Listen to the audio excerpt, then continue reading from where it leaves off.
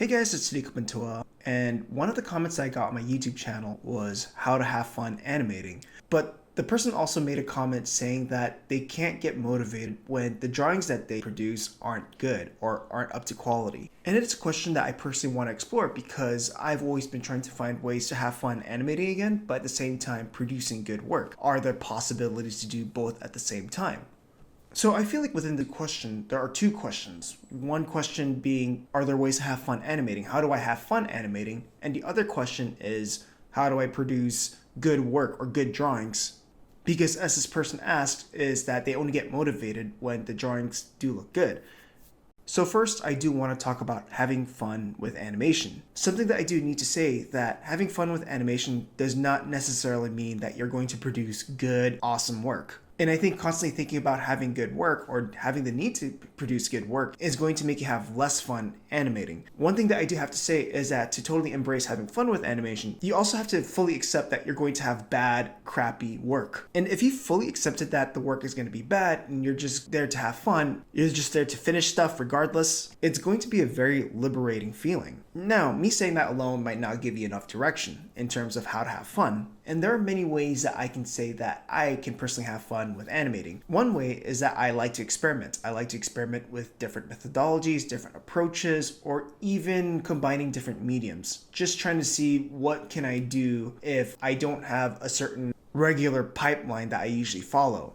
Like, I'll try different software or different steps, using different textures or different brushes to see if there's an art style that I could play around with that I can later use for the future. Another way that I have fun with animating is I like to set games and challenges for myself. So one example of a challenge or game is, what's the fastest way I can draw a full-bodied character and make that the end product? It's going to force me to come up with a style and shorthand for the specific game. A challenge that I do like to think of are things like limitations. So what if I just made a film that's only black and white, no color? Or if it was only line art? Maybe I take out certain steps of the pipeline. What if I wanted to make a short film that only utilizes 4 shots? Or if it was under, let's say, 10 seconds?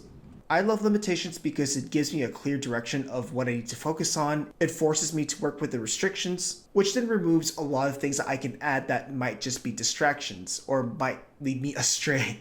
I think about things that I genuinely enjoy animating. I love animating funny dialogue, like funny things people say, and try to animate that to a character saying this funny dialogue, and how do I utilize my acting and animation skills to even push the comedy of that dialogue. I love animating characters singing, and I love animating characters doing dancing or certain moves. I love combining animation with certain hobbies of mine, like for example, Brazilian Jiu-Jitsu. I love trying to see if I can animate something as weird and somewhat complex as jiu-jitsu. One more thing that I'd like to bring up that allows me to have fun is if I fully accept that the work that I'm going to do is really stupid, funny, crude, and janky. And the way I would describe janky is it's shoddily made and everyone knows that it's shoddily made. And I want to talk about jank in the future because I do think it deserves a video of its own. And one more thing that I'd like to bring up about having fun is that it pushes you to just try out different things without the fear of a standard. And because of that, it's going to allow you to figure out your own voice faster as well as grow from it. So when I started the Dog Bro short, I really wanted to have fun. I wanted to make something really stupid or something that was relatively funny to me at the time. And I kept telling myself that I'm only doing this just to learn about the pipeline, the process, different tools, or just letting loose.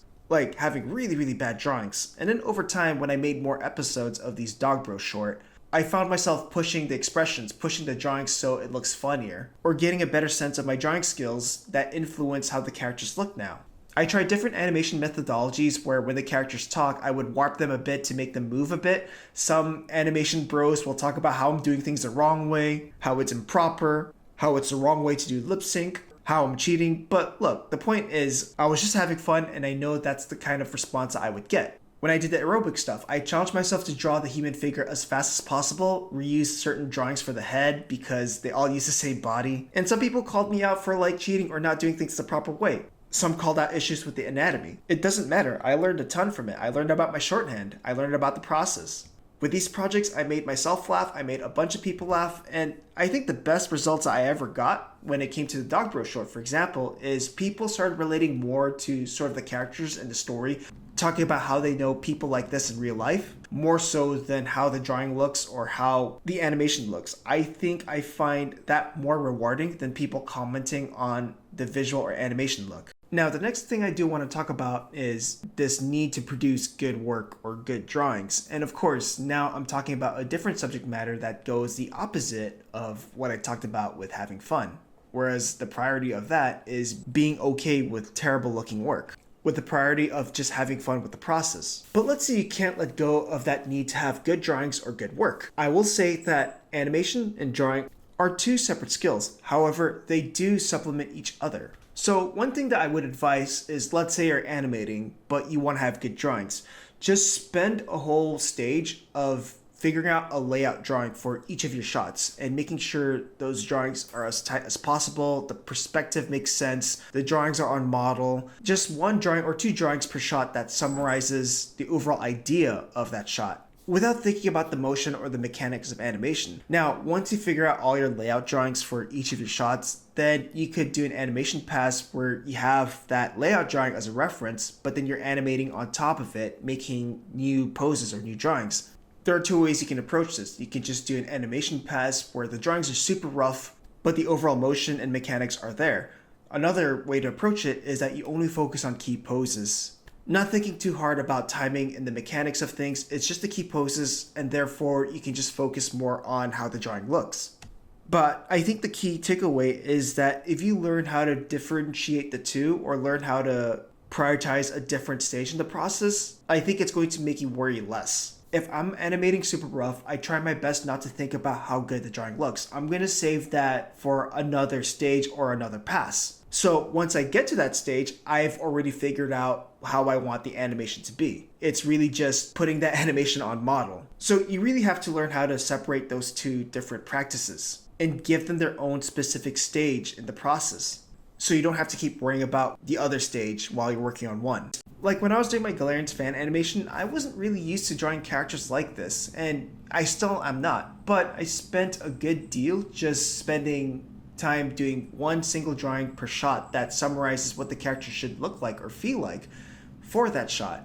I'm not really good with perspective, but doing a project like this forced me to think about perspective for my own animation work, try to learn it. It still looks wonky, it still looks janky, but the point is I make these projects with a clear goal in mind, to focus on getting the perspective drawing solid, the character drawing solid, and seeing if I can make that strong without having the need to color the characters or fully paint the backgrounds.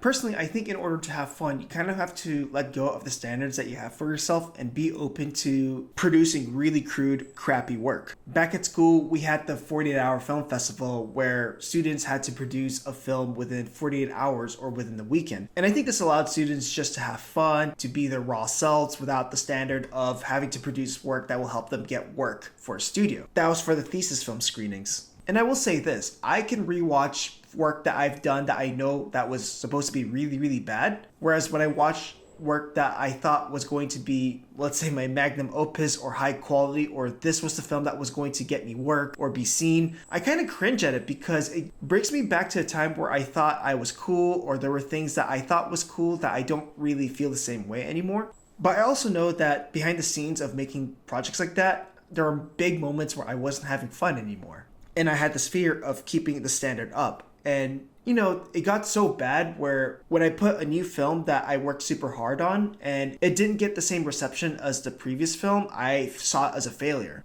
But I will say that the films that I did, that was out of fun, knowing that I didn't really stress too hard of where it may go or where it might take me after I finish it, what kind of reception it might get. I know that I will learn a lot out of it, whether it's my skill, whether it's my approach, or whether it's my own voice. So yeah, in order to have fun, just let loose and don't think too hard about standards and just play around. If you still want to produce good work or good drawings, you really got to dedicate separate stages and time to those specific parts. Instead of animating, just do 1 or 2 drawings per shot where the solid drawing foundation is there. Anyways, that's all. Bye. Interested in learning hand-drawn animation or learning how to finish an animated shot from beginning to end? Have a look at the store where you'll find the complete Introduction to 2D Animation video course, tutorials, and other resources. Learn classical animation approaches, drawing, lectures, techniques, and other process videos. Visit the store through the link in the description below.